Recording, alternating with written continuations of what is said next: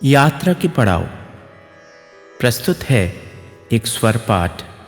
लेखिका हैं डॉक्टर पुष्पलता प्रताप। प्रकाशन वर्ष 1998। प्रकाशक डॉक्टर अतुल भटनागर और स्वर डॉक्टर अतुल भटनागर का ही। भूमिका अपने जीवन की घटनाओं व स्मृतियों को लिपिबद्ध करने की बाध्यता मात्र यह है कि यह मन में समा नहीं रही है, उमड़ घूमड़ कर मन पर छाई रहती थी। अधिकतर ये ऐसे व्यक्तियों से जुड़ी है जिन्हें मैं कभी भूलना नहीं चाहती हूँ। फिर मैंने ये भी सोचा, जिन बच्चों ने उन व्यक्तियों को नहीं देखा, उनका स्पर्श भी नहीं पाया, परंतु जिनमें उनके पूर्वजों के अनेक गुण रूप छिपे बैठे हैं, उन्हें उनके पूर्वजों से परिचित तो करा दूं। परिवार के जिन सदस्यों ने उन्हें देखा व प्यार किया है, वे इसे पढ़कर पुनः आनंदित हो जाएंगे।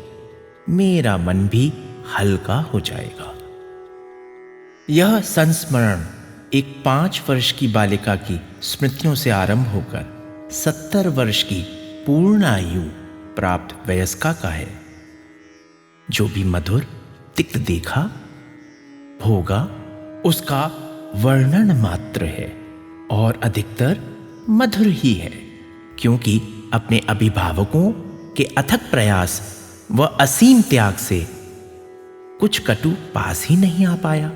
वे कैसे थे, कैसे सोचते थे, बोलते थे, व आचरण क्या करते थे, देखने में कैसे थे, उनकी हस्तलिपि कैसी थी, इसे सुरक्षित रखकर मैं अब आने वाली पीढ़ियों को सौंप देना चाहती हूँ। मेरे पास बहुत कुछ मस्तिष्क में और बहुत सा बक्से में बंद पड़ा है।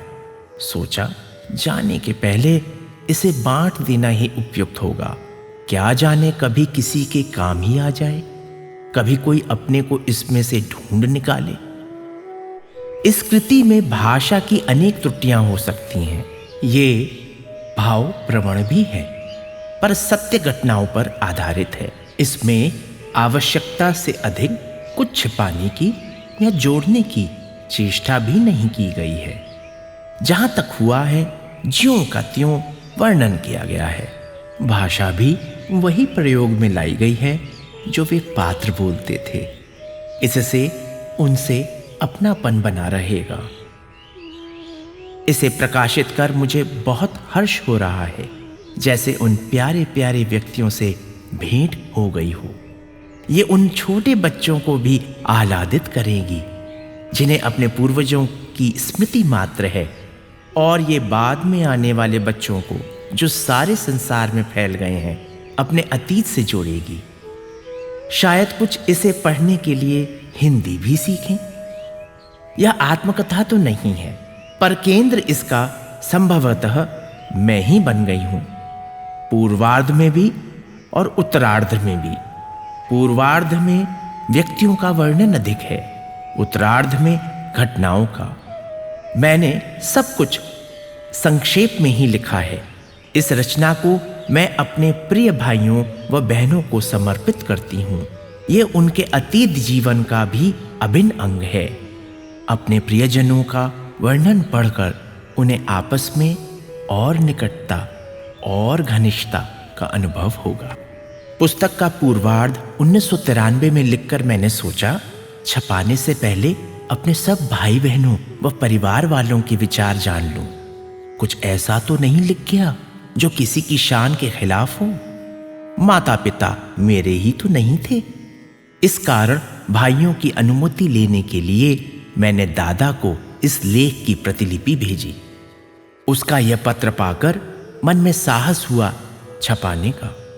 फिर नंसाल वालों की भी राय लेनी उचित लगी, तो उन्हें भी पढ़कर सुनाया। मेरे भाई और बहनें सब खुश हुए। इस प्रकार अधिकतर लोगों की स्वीकृति पाकर छपाने का विचार किया। कुछ ने टेप कराने का सुझाव भी दिया।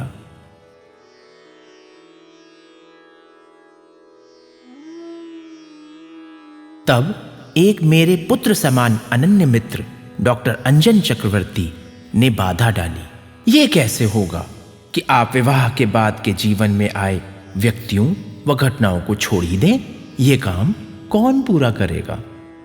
मैंने कहा भी कि ये तूने असमंजस में डाल दिया है, कैसे आगे बढ़ूं, डेंजर जोन है। पर फिर लेखनी उठा ही ली। यूं 1994 बीत चला।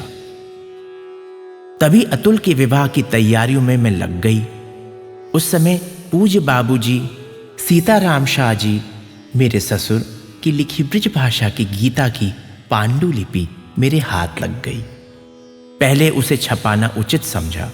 यह कार्य विदुषी डॉक्टर प्रेमलता शर्मा व डॉक्टर उर्मिला शर्मा के सहयोग से सफलतापूर्वक संपन्न हुआ।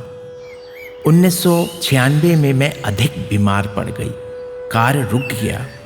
1997 में फिर हाथ लगाया और अब 1998 आ गया है।